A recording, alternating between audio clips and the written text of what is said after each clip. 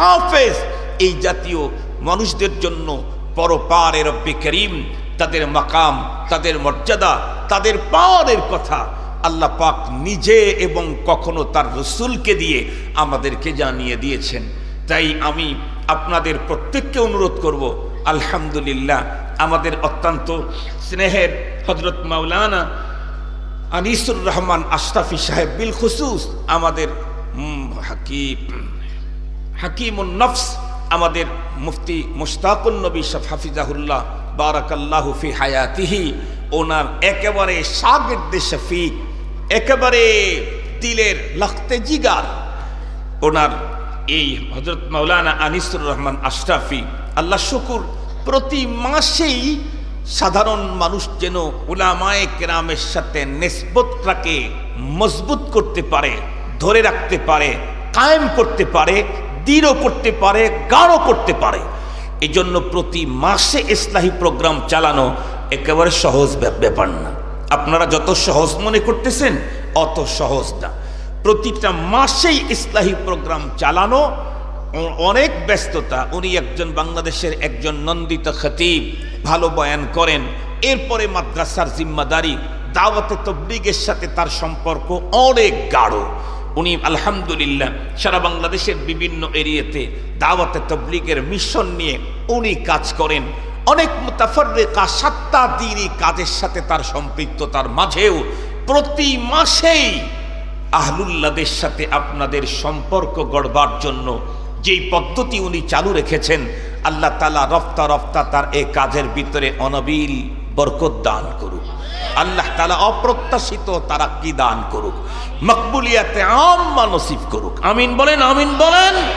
এ অঞ্চলের প্রতিটি মানুষ যেন ইসলাহি জোড়ের মাধ্যমে আহলুল্লাহদের সাথে জুড়ে থাকার ব্যবস্থা হয়। আমিন বলেন, আমিন বলেন। ইসলাহি জোড়ের মাধ্যমে এ অঞ্চলের প্রতিটা সাধারণ মানুষ যেন আহলুল্লাহদের সাথে নিসবত কায়েমের ব্যবস্থা হয়। এর জন্য যত কিছু জরুরিয়াত আছে আল্লাহ পাক তার নিজের ইন্তেজামে আসানির সাথে যেন আল্লাহ তাআলা ব্যবস্থা করে দেন, এবং আল্লাহ তাআলা মাওলানাকে সুস্থতার সাথে, হিম্মতের সাথে দিন দুগুনা রাত চৌগুনা দ্বীনি কাজের ভিতরে তারাক্কি দান করেন। এ দোয়া শুধু আমি করছি না, ওনার জন্য হাজারো লাখো মানুষের দোয়া আছে, উলামায়ে কেরামের দোয়া আছে। আপনাদের এর পিছনে যদি সহযোগিতা থাকে ইনশাআল্লাহ এই মিশন অনেক আগায় যাবে, আর এর দ্বারায় সাধারণ মানুষ অনেক বড় বেশি ফায়দামন্দ হবে। মনে রাখবেন, একটা কথা বলেই শেষ করে দিচ্ছি, সম্পর্কটা এখন রাখা এই সময়ের জন্য কি পরিমাণে জরুরত, এটা কথার জন্য একটা মিসাল দিয়ে আমি শেষ করে দিই।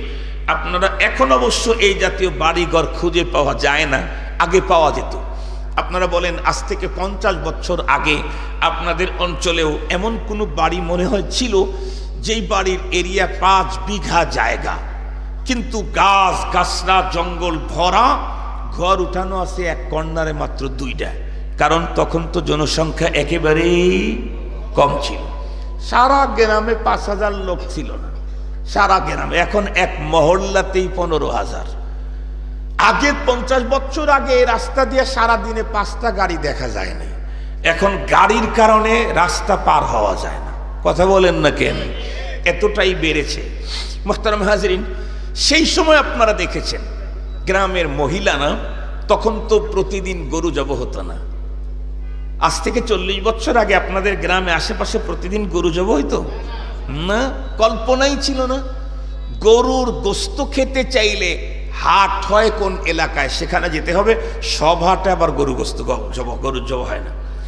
সেই সময় মানুষ মেহমানদারি করতে সবচাইতে বেশি ব্যবহার করতে হলো ঘরে পালিত বিভিন্ন এই হাঁস, মুরগি, তারপরে কবুতর, এগুলি। তো আমরা ছোটবেলায় দেখেছি যেই বাড়িতে চতুর্দিকে জঙ্গল থাকে, জঙ্গলের ভিতরে শ্রীগাল থাকে, বেজি থাকে, এরপরে গুইসাপ থাকে, এ জাতীয় অনেক কিছু হিংস্র প্রাণী থাকে।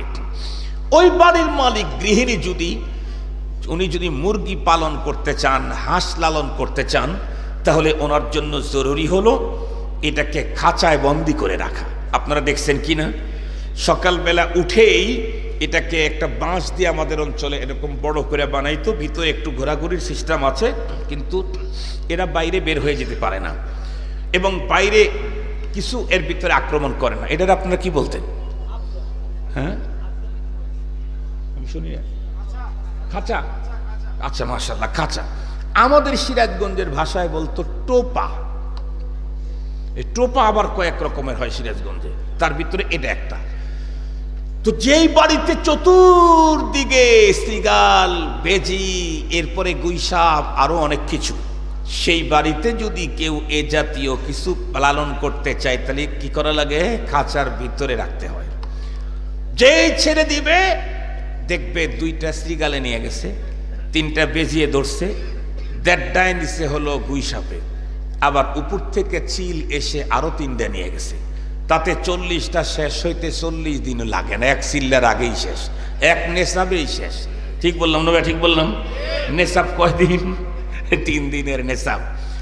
এই জামানায় আমার আপনার ঈমানকে উচুক করে নিয়ে যাওয়ার মতো শ্রীগাল, বেজি, সিংহ, এর চাইতে ভয়ঙ্কর হিংসের কোনো অভাব নাই।